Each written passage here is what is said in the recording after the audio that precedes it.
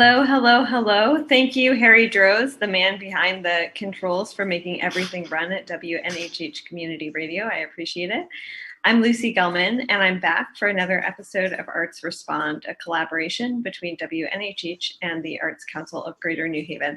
So I'm really excited today because even though it's Zoom and I would rather be seeing these beautiful faces in person, we have a star-studded cast with us. We have Odell Montgomery Cooper, musical director Jonathan Berryman, and I'm seeing 2 and not 3 alumni of Metropolitan Business Academy. Yes, my daughter is with her daughter, so she's being preoccupied, so she's leaving it to the fellas to handle. I think we'll be okay. Yes. And we are talking about a new work of theater that quite literally hits very close to home. So Odell, if I may, I would love to start with you and get right into Interruptions, what Interruptions is and what the work has meant and means to you. Okay. Interruptions is my personal story of the impact that losing my son 4 years ago to gun violence, killed by mistaken identity, and the impact that it's had on my family, on myself and my family. It's been a tumultuous journey, grief and trauma. And a year after his death, I had a burst brain aneurysm on his birth date. And the doctors told my family to not have hope, that I wasn't going to make it. And if I was, I probably had about 3 days or 3 months to live. And I'm here. Have my deficiencies, but I'm here. So Interruptions, Jonathan Berryman is the one that convinced me to tell this story about a year and a half ago, because people needed to hear about trauma in their life, the way we carry grief, the impact of gun violence. So we're telling that story. And in the midst of telling the story, these 2 young men who are my son's best friends and allow me to call them my sons. So I'm mom too. And my daughter said, you just can't tell your story because it happened to all of us. And they said, no one ever listens to the siblings or the best friends or the young Black men in terms of what they go through. And they worked with me very closely to tell their story. And Interruptions, they actually wrote their own pieces. So it's that story. And I would love to know from everyone. So first of all, Jonathan, welcome. And I would love to know what those conversations sounded like, because when we are carrying grief and trauma, and I cannot imagine the trauma of losing a child. I am so like just deeply sorry. Thank you. And so I'm curious as to what those conversations were like, before any words hit the page. Jonathan, that's on you.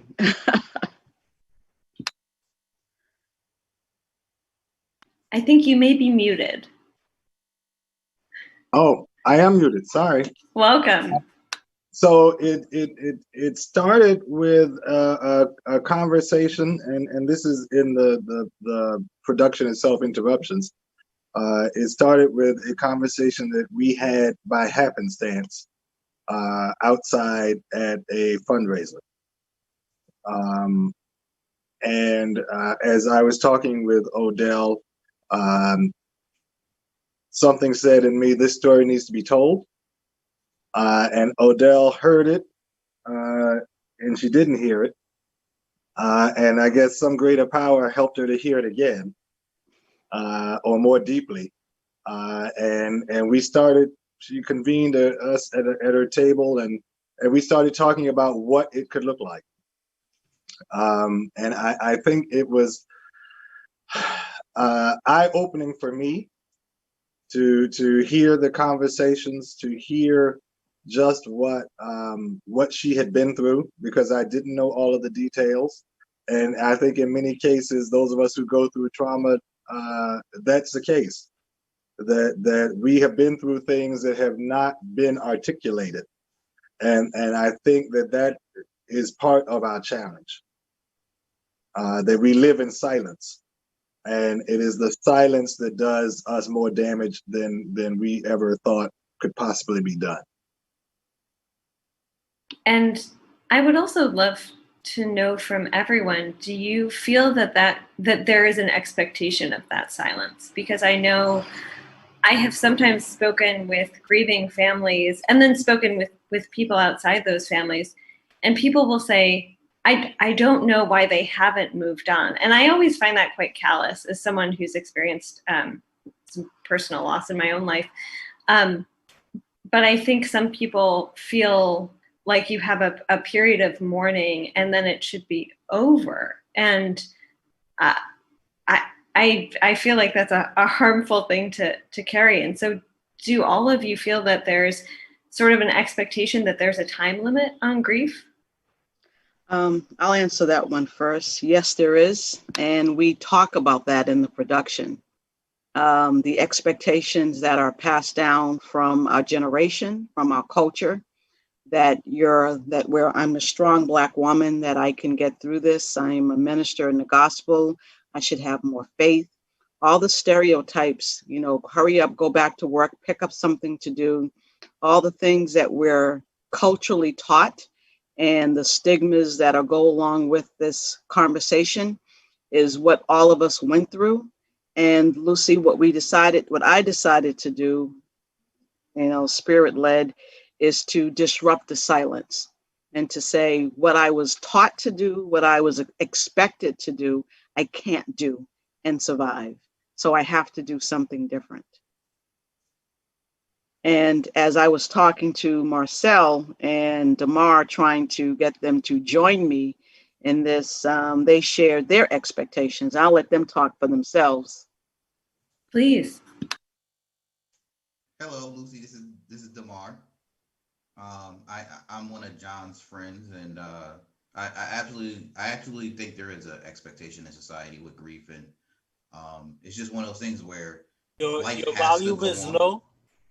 Your mic volume is low. Hello? Can you raise it up? Let me see here. Speak louder. Can you hear me? Is that better? I can hear you, Harry. Can you hear him? Let me see. Is really low on the radio, really low. The volume. Can you speak up? Can you project? I'm there you go. Is that better? Yes, thank you. Oh, but yes, to answer your question, I do think there's an expectation with grief. Eventually, everybody, just society, I think we all embrace the whole life and death cycle. And I feel as if there shouldn't be, but, it's just one of those things where, human nature, life goes on. So everybody grieves at their own pace. And I was very... when speaking to Miss Odell after the process, watching her go through her highs and lows, as you can read in the book, I was patient. I've been through it before. This is something that has plagued our community for a very long time. So it's just like, we have that experience to move forward. Unfortunately, we have that experience because it's not really a good thing. But it's just that's kind of how it usually plays out. But everybody grieves at their own time. Hi, Marcel. Just kind of, you guys can hear me well? Yes. Just kind of picking up off of like what Miss Odell was saying and Damar and stuff like that.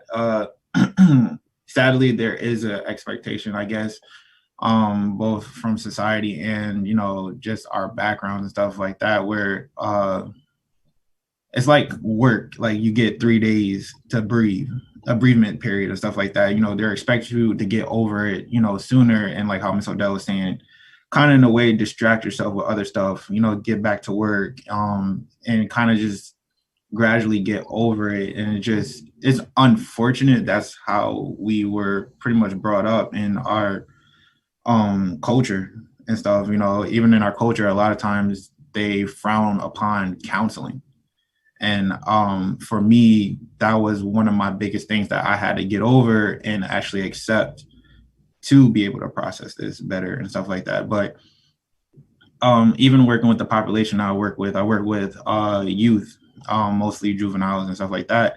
And a lot of them lose best friends and siblings to gun violence, to gang violence and stuff like that. So you see it in them, how they're taught to process it, and they feel like, even talking to them, like they feel like they have to get over it, and like it's starting to become a regular thing to them that they experience, where it's just now it's like it's an everyday thing. So it's unfortunate, but yeah, I do think it's expectation that you have to get over it sooner than later. Yeah, well, so that is also one of my questions. New Haven right now has been mourning, Yes. like as a city has been mourning. Yes. And so what are specifically some of those silences around gun violence that need to be interrupted, and need to be interrupted by everyone loudly, aggressively all the time? It varies in all areas. The silence also, speaking from a religious perspective, the faith institutions have stigmas in terms of how to counsel disciples who come back and deal with gun violence. We're taught, some faiths tell us to just pray more and you'll be okay. But it wasn't just about prayer. I was very strong in my faith, and prayer wasn't going to help me with my counseling. I mean, it helped me, but it wasn't the only thing I needed. A network of support. I needed so much support that we're afraid to ask for help. And when you ask for help, it's viewed as weakness. You're expected to return to work and to just jump right into your projects. And for me, when I returned to work, I had PTSD and depression and bouts of suicide. And I'm trying to wear a different mask to show up to work. And it was difficult. Now, my daughter is not here, and we lived together, but didn't see each other.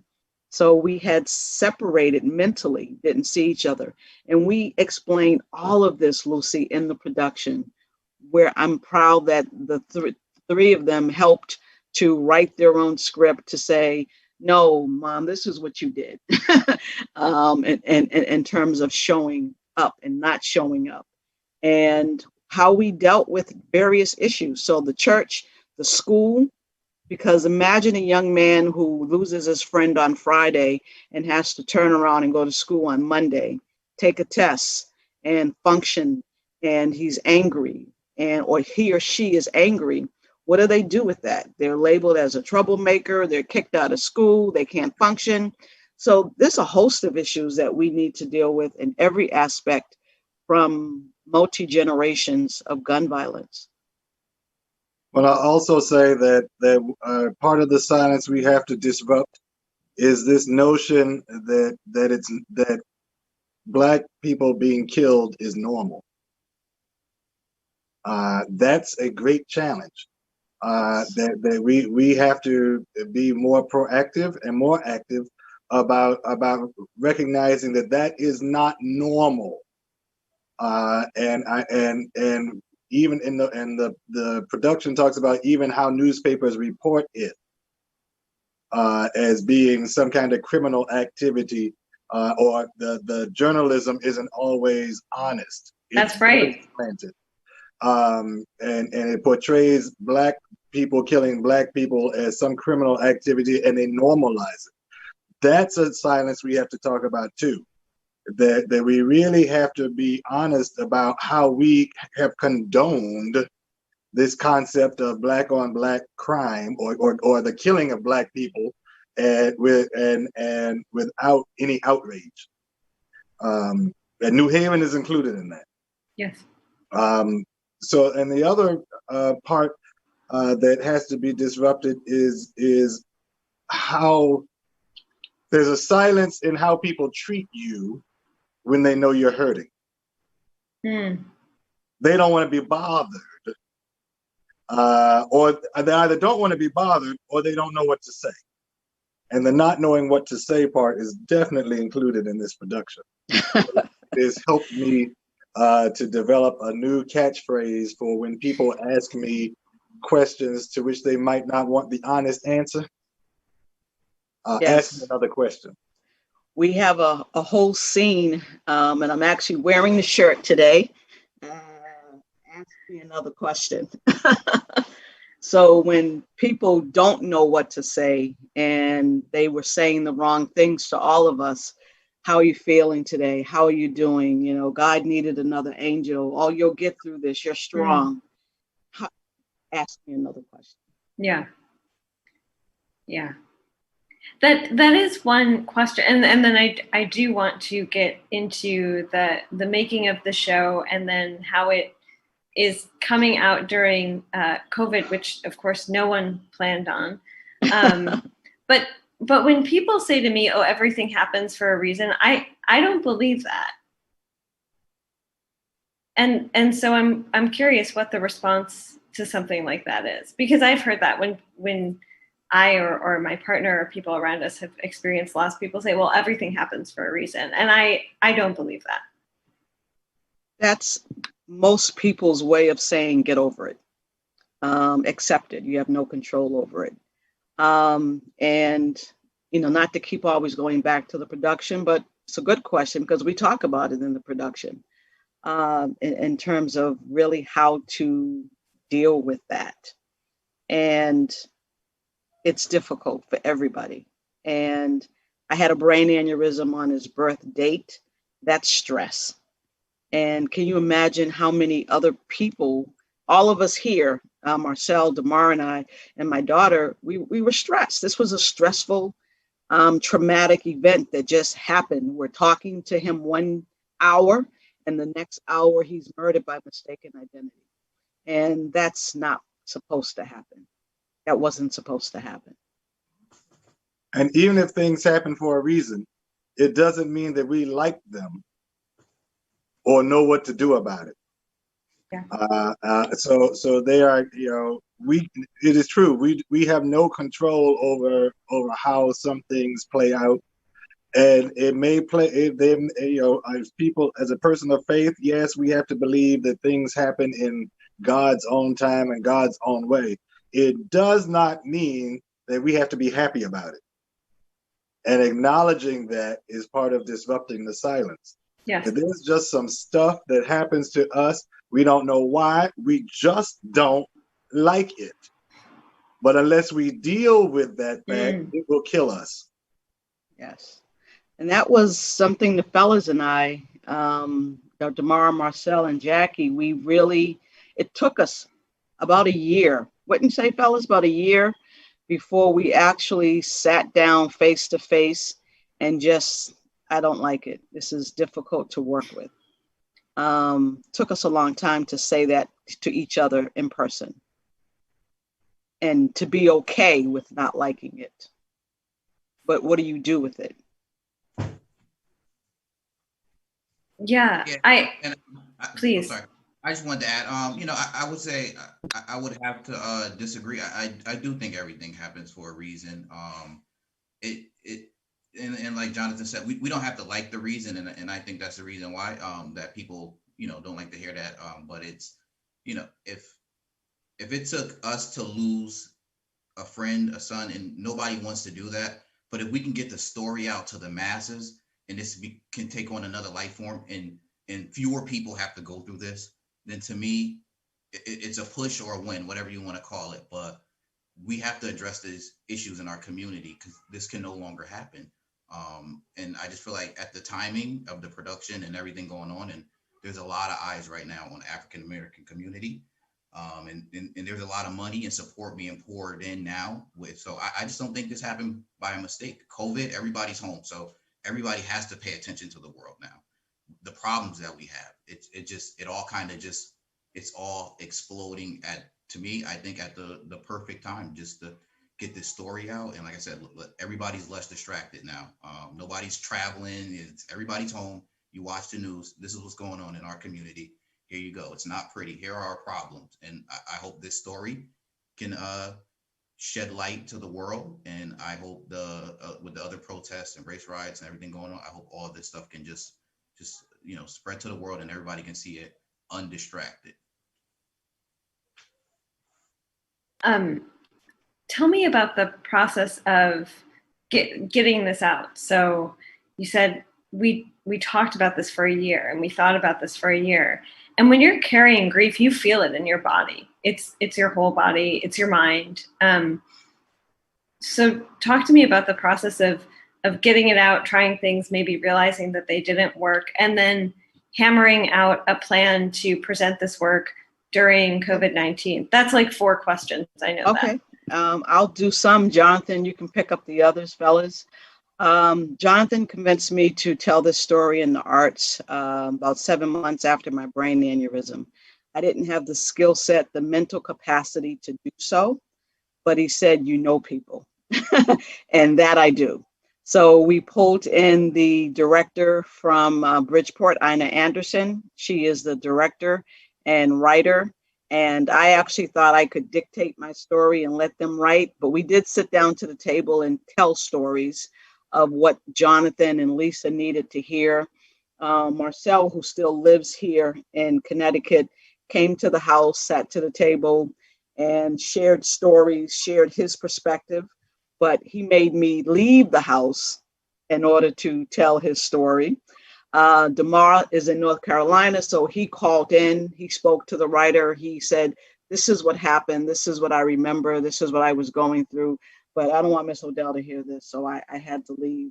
So we wrote it, she wrote it up, it was edited, and then Jonathan Berryman says, Odell, you gotta write a book, this is too much information, we can't leave it on the table.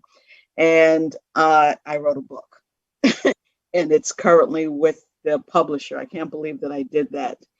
And we were in the process of having this be on a stage at Bragamos Community Theater. We had grant funding, that was our direction. We have cast from Yale Drama School. They are in the cast, and we are moving ahead, and COVID-19 happens and funding disappears. And it's like, no, we're not funding stage production because there is no stage. Stage doesn't exist anymore. Then I had to regroup and go back and communicate with funders to let them know that COVID-19 is trauma, is another layer of trauma that we already deal with in the Black community. Stress, anxiety, depression, alcoholism, job loss, same thing. It's COVID-19. So they're like, oh, it's trauma. So now we've pulled in Balboa Theaters to actually have this production come online. So it's going to be aired on YouTube. So we're now videotaping it versus having a staged audience. There's a character, a Yale drama student, that's playing Marcel's role. And my son's voice, I didn't want him present in the production.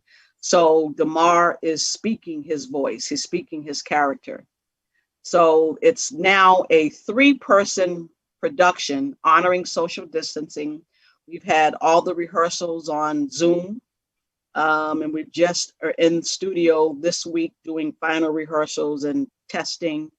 And so now it's a 3-person cast with a lot of voiceovers, social distancing, no one supporting anyone. And it's going to be held online September 5th and 6th as a virtual production. Marcel, I saw at one point you gave a little smile, and I want to hear what was behind that little smile. So like how she was saying the process, I think at least for me, I'll speak for myself, from like the moment of finding out John died to now, it was a long process, but coming close to this, it definitely was just trying to understand, like, come to terms of it, deal with, your emotions, the grief, the depression, the anger, the frustration, all that, and having to find a more positive way to deal with it. And even when Miss Odell came to us with this idea, we were like a little skeptical about it because we were like, how is she going to get this, to move. And like, you know, we talked about different ideas. We talked about different ways we want to portray it, what to include, what not to include, to make sure, you know, messages don't get lost in this. And then just through the process, just like checking in with all of us, you know, Damari not being in Connecticut anymore, me and him will have, you know, our own conversations and just check on each other, making sure that we're good. And even with the whole play and stuff, making sure, you know, Damari, you would check on me to make sure I'm not doing too much, or making sure I'm still processing stuff that I need to, so I'm not becoming overwhelmed. I'm checking in on Jackie, you know, Miss Odell checking on me, I'm checking on her. We all just continue to make sure we had good communication and make sure that we're all still doing good. And then back to what you were saying, the smile was because during the time when we had to start giving our stories, I did ask for her not to be there because I wanted to be a little more genuine and like a little raw and just kind of say like what we went through and stuff like that, not feel like I had to censor myself or anything like that. So I felt like it was good and it was helping me get some type of closure as well. Damar, I would love for you to hop in. You've been pretty quiet over there. Oh, I can hear you now. Thank you. It was definitely Oh, sorry, you're very quiet. Hello, can you hear me? Yes, thank you. Sorry, this is Zoom. Super close. Sorry, I'm using my phone here. Yeah, it was just one of those things where it was a tough process, like Marcel said. It was emotional going down that road and having those conversations with Miss Odell. And you know, we were in high school. We had to share stories that you know, we were kids at the time having fun, like pranks, all innocent fun that kids do. And but you know, it was an emotional process. I am super proud of how we all came together and got this organized, and you know, while dealing with grief, and the organization behind this is amazing. Every challenge that came up, it was handled with a productive idea. And like Marcel said, I was very skeptical. And then when COVID came, it was just like, oh, okay, this is kind of like, you know, got to be put on pause with the rest of the world. And no, it was like true professionals, Miss Odell, Jonathan, getting everybody together, having those Zoom auditions was just phenomenal. And I know it's all going to translate into production, and I can't wait for everybody to see it. But yeah, it was a tough process, but once we get it out there, early September, I think people are going to be impressed. And this was a fun project. First time I did a voiceover, so I'm just excited. About it. We've been through all the ups and downs, and now it's just time to get the message out. Yeah. And this, so for me and probably for all of you, this is a no duh question, but why the arts? Why use the arts to tell this story? Jonathan, that is all you. So when Johannes Brahms's mother died, he was struck with such grief. And he turned that grief into what we now know as the Brahms Requiem, which is one of the probably most sung choral works around the world. I don't know of any choir that calls itself a true chorus at that level that doesn't sing the Brahms Requiem. And so he turned his grief into a masterwork, and to a certain extent, that's what this story is. It is grief turned into a masterwork. I don't know of any other story that's being told like this, with this level of integrity, this level of honesty, for this generation. As I told Odell, to me, Interruptions 2020 is the raisin in the sun of yesteryear, in how it speaks to what's really going on and does it in such an honest way that the world has to pay attention. And Lucy, I'm not in the arts. Jonathan was both my kids were in his choir when they were in church, and Marcel when they were younger, and yeah, at Barrack Church. And I'm not in the arts. I'm in a different field. So this is totally new for me. I don't know how to do this, but as he said, I know people, and I've pulled on sorority sisters to help me, friends. I just asked for help. And I knew you from writing before when I was working at Concat. And I know your work, your integrity. And I need Lucy to write this story because it's a New Haven story. It's a New Haven, Hamden story. We talk about the life in New Haven. All three of them went to Metropolitan Business Academy, graduated, college. DeMar went into the service. Jackie's working here.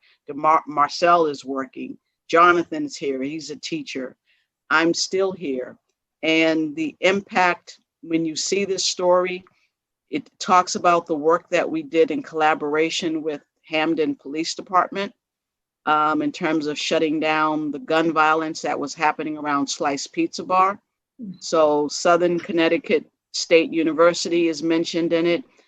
Hamden, New Haven. So it is our story. And the fundraiser that Jonathan and I was going to was when Mayor Justin Elliker was running for mayor.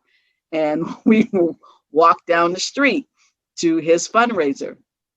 And I can't believe this is where we are. So it's a New Haven story.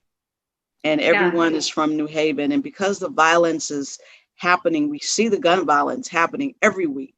Someone else is being shot. And we want to tell this story to make a difference. And so it's also interesting that you mentioned Mayor Justin Elliker. So he ran on talking about two New Havens.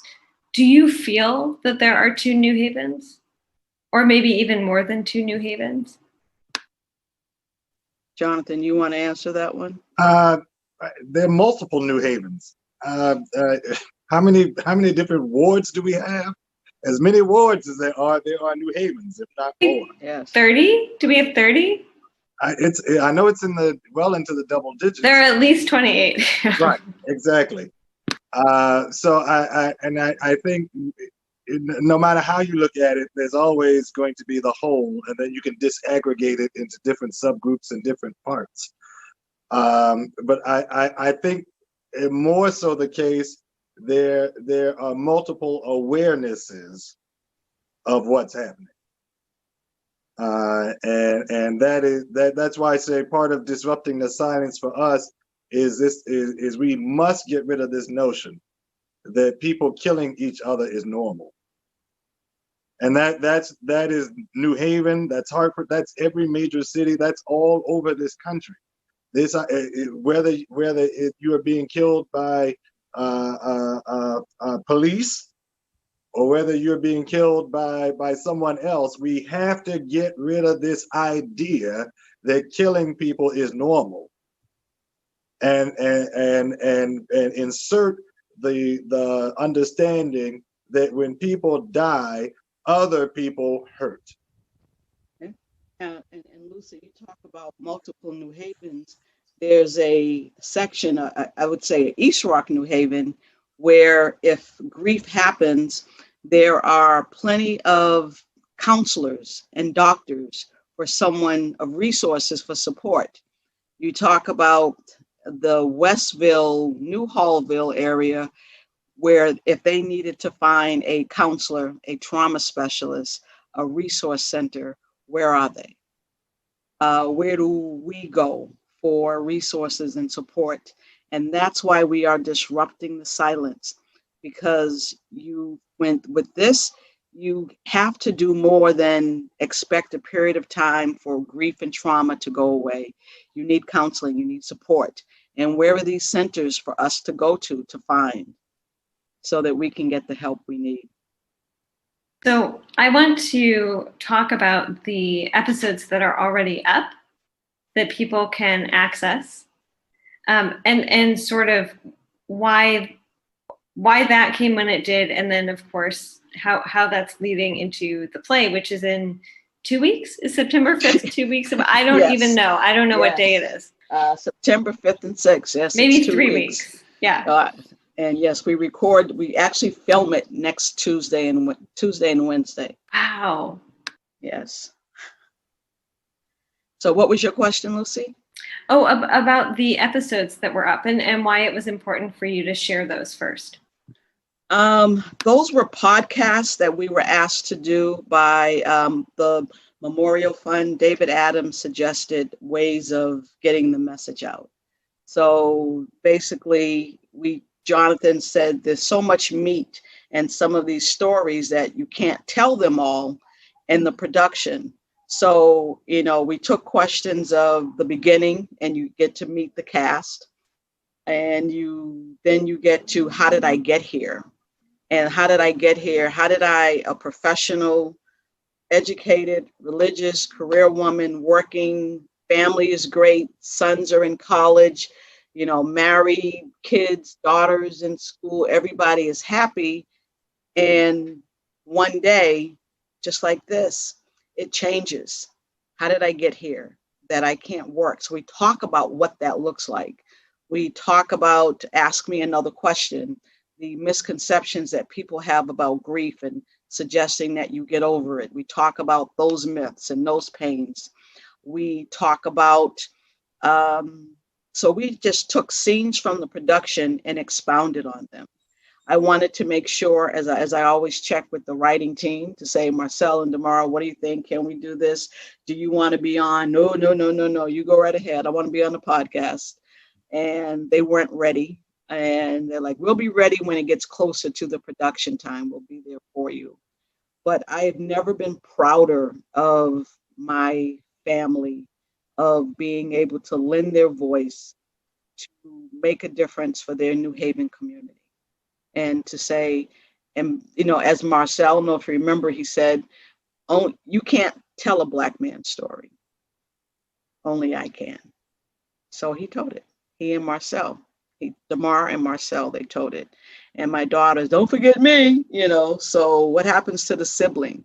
And, he was my brother. So they did it. They wrote their story. They talked about their times at Metropolitan, things I didn't know about. And they talked about life afterwards. What happens when you lose a brother, you lose a sibling. But these young men have stood in the gap, and we talk about standing in the gap. So when it was being transferred onto the stage, what story, I would love to know from all of you at least one story that you said this has to be on stage. It can't just be in the podcast. It can't just be in the book. It has to be on stage. I have to have people see this. I have to know that people are seeing this. I'll speak last. Damar, what's your favorite scene? I wouldn't say favorite. I'll go with it was hearing Miss Odell's when she got the call, because I got the call at a little bit after, probably around 8 o'clock in the morning, 9 o'clock in the morning. So just getting Miss Odell's perspective from the book, that one took me by the most surprise. I think it's a relatable moment for a lot of Black mothers, getting that phone call or going through those emotions and like I said, I got the call like around 9. So just getting her perspective when she got the call, I think that's probably in the production, probably one of the most relatable, that women, mothers who have lost children, they'll relate to that the most, and can get a sense of what it feels like in telling that story and how it happened and the emotions and seeing your son laying there. It's that's probably what I'm looking to see in the production the most, because I think it's just the most relatable, and it's just something that needs to be seen. So I know for me. Oh.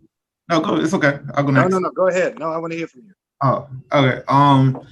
Definitely. What Damar was saying about seeing the perspective from Miss Odell. Because I think she called me like 3 o'clock in the morning, but by the time I responded, it was like 6, 7 in the morning the next day.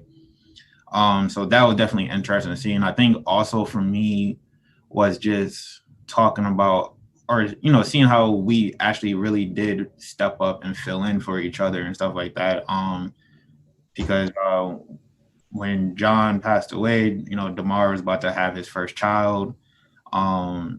And you know, John was going to be the godfather of his child, and then even me, like a little down the line, you know, I was about to be engaged, and now I'm married and stuff like that. So understanding like how, and not Damar, John would have probably been my best man, but at the, you know, after he passed away, Damar stepped up, and Damar was the best man at my wedding, and you know, I stepped up, I became the godfather of his child and stuff like that. So to see us like really leaning on each other and stepping up,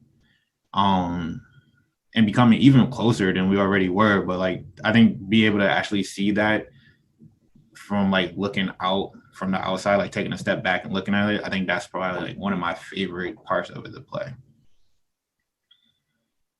I'll say one of the most unique parts of it, just in terms of something I don't think I've ever seen on stage, is there is no funeral in this production, but we have a funeral director. So we have a scene where the funeral director gives his perspective on what the killing of people does within his industry and his perspective. I don't know of any play that has a funeral director talking about what they go through. Yes, and Howard Cahill is playing himself. So we're excited about that. For me, there are two things, if I may add. One is called PTSD, that we don't even realize that we have. We talk about what it meant, what we went through, the behaviors, the characteristics that we were feeling. My character, my daughter's character, and Marcel's character all talk about that journey, and then how we finally decided to go to counseling. That was painful. Every time we rehearse it, it's painful to hear and to relive, but it's so important to tell, because people don't, you don't wake up, oh, my child died, I'm grieving, and then, oh, I have PTSD, all these things are going to start happening to me. We don't think like that. We don't recognize it. So this is to help people to recognize those characteristics. That's one of the things. The other one, Jonathan, I don't remember the name, is when I am in the hospital, I've just had my aneurysm, and I could feel that if I just sit quietly, I could die. I just felt that if I closed my eyes, I would have died. But I had to fight for my life. And I had to give up the way that I was carrying my son's grief so that I could fight for my life. And I'm not going to spoil it for you. I want you to see the production, but there's that scene is a powerful message to people not to end up here, because stress will kill you. And how did it feel for everyone involved handing some of this over? When you're handing such a personal story over to cast members, I imagine that it's very different than, okay, I've written a script about characters who aren't me, and I'm just going to give this over. This is you. I mean, this lives in you, right? Yes. So how did students at the Yale School of Drama are tremendous, and so I'm not knocking them at all, but how did that feel, giving it over to them? Oh, Lucy, that's a good question. We all had a process of selecting the cast.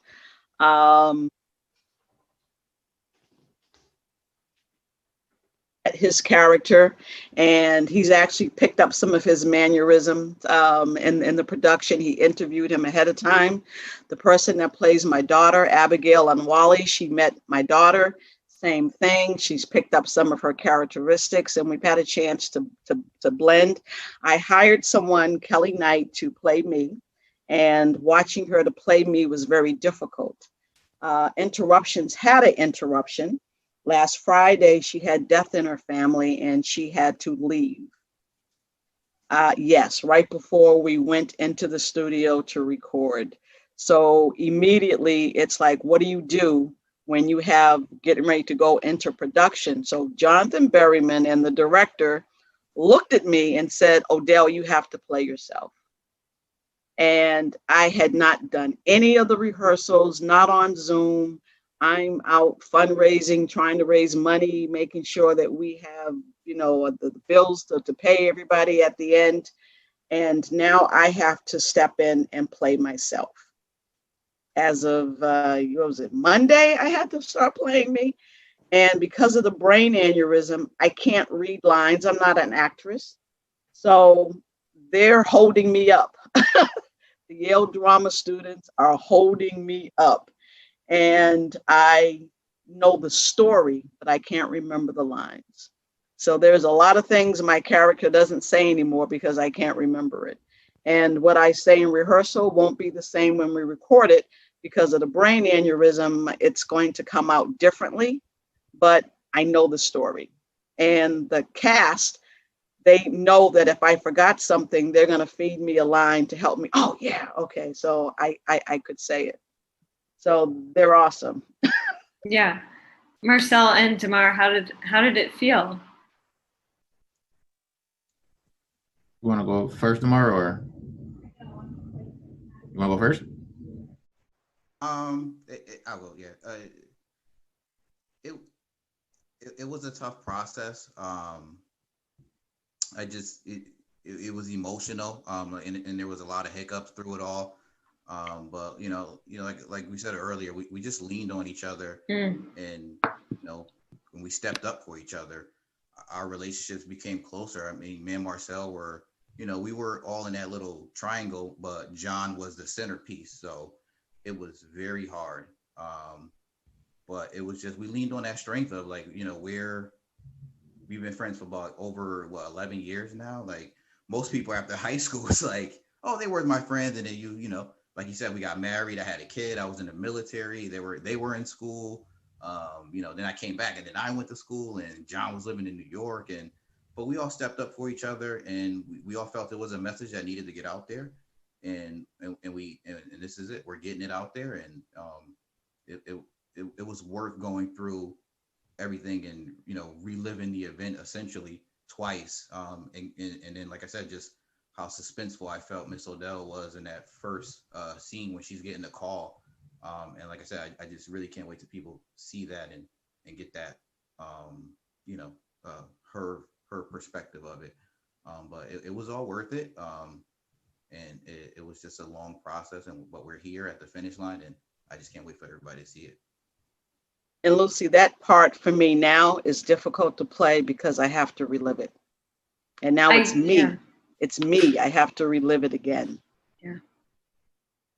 Yeah. And the character who plays me, Malachi, it was interesting to like try to get him to understand some of the stuff that I was going through during that time, so he can, because he's real passionate, and he definitely really wants to make sure he portrays my character and me to the full of his ability. So I definitely appreciate that part, taking it real serious on that. So like, kind of like how Miss Odell was saying, I can't say this even to the extent where she has to, because she has to play her own self. But like, you kind of have to put yourself back into those feelings and back into that time to try to explain the emotions and the feelings that you went through during that time, to like get them to understand like this was a dark moment. Like this was really, I was really angry. I was depressed. I didn't know how to like get through the next day, pretty much sometimes.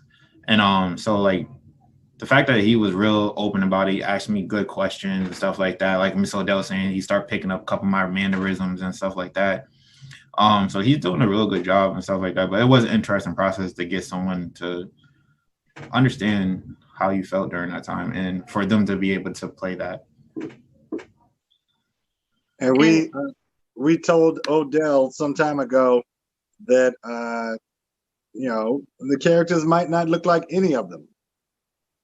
It might not sound like any of them.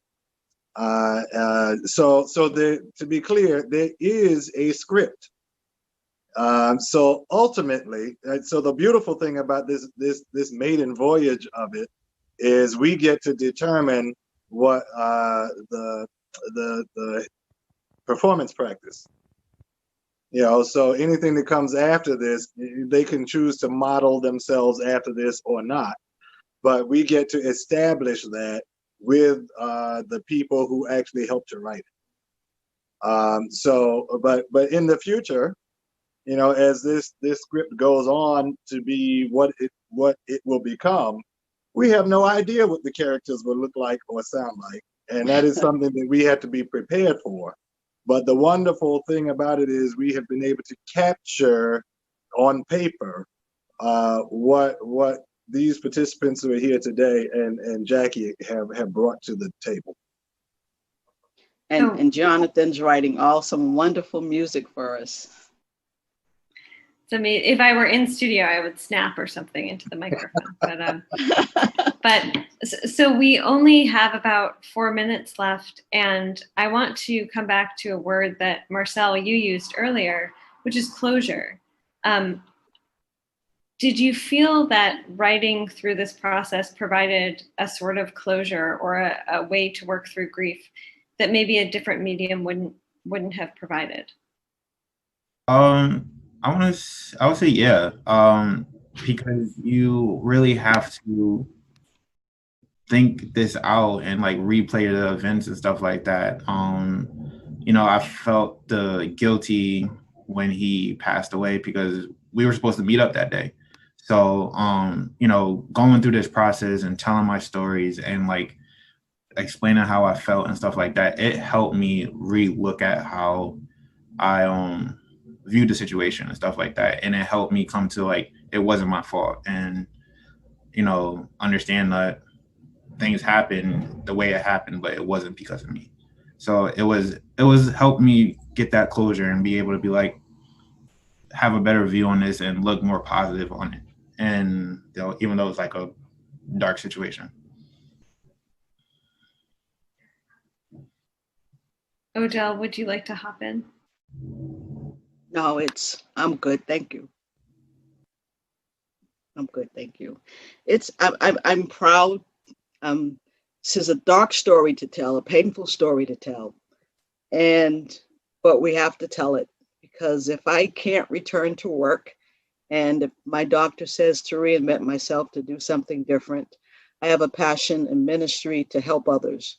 So I'm here to disrupt the silence and to help others to see themselves in this journey of grief and trauma, whether it's from a gunshot or COVID-19, a loss of job, where your life has been interrupted. Your life is not over, that there is a way that you can find something inside of you to reinvent yourself and to keep living and to do something different. So this is what we're going to do. As painful as it is to do it, I have a lot of support around me, a lot of love, encouragement. I'm safe in this space that I retell it. And I really hope it makes a difference in someone's life to know you can't do it by yourself. You need help, you need support, and you definitely need to go to counseling because it's made a difference in all of our lives. Well, first, I want to thank all of you. And if people are listening or watching this and they think, I want to know more about this performance, and they should, absolutely everyone should, and absolutely everyone needs to see this performance on September 5th and 6th, how can they find out more about this? It's on Eventbrite. Tickets are at no cost. They're free. I was able to do a lot of fundraising and a lot of support. So it's more important to support people who are still dealing with loss of jobs during COVID.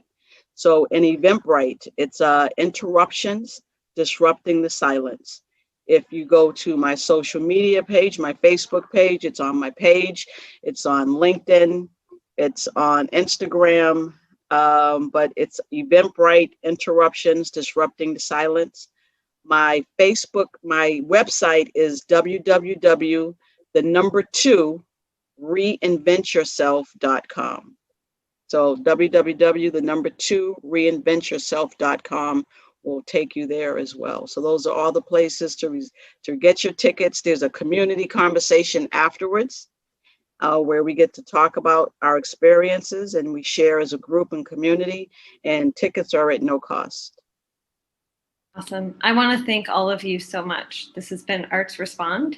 Check us out on all the social medias, really. And thank you all so much for coming and for sharing your stories. Thank you.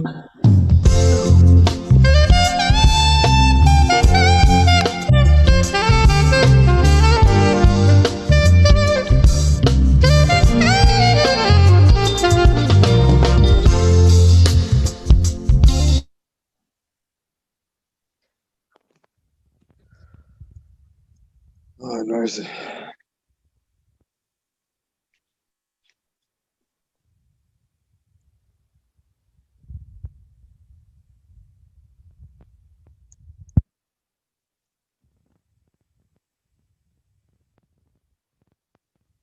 Thank you so much to everyone. I don't know if we're allowed to talk, but Harry, that's sorry if we're messing things up, but thank you very much. Thank you, Lucy. As I said, you're one that I respect in terms of writing and to be honest and ginger with the stories and feelings. So thank you. Oh my gosh. Well, that's high praise. So thank you so much for trusting me with this story. I appreciate it. Thank you. Take care. And if I have follow-up questions, I'll send them. Please do. And get your ticket. They're free. I sure will. I sure will. Have a wonderful weekend. All right.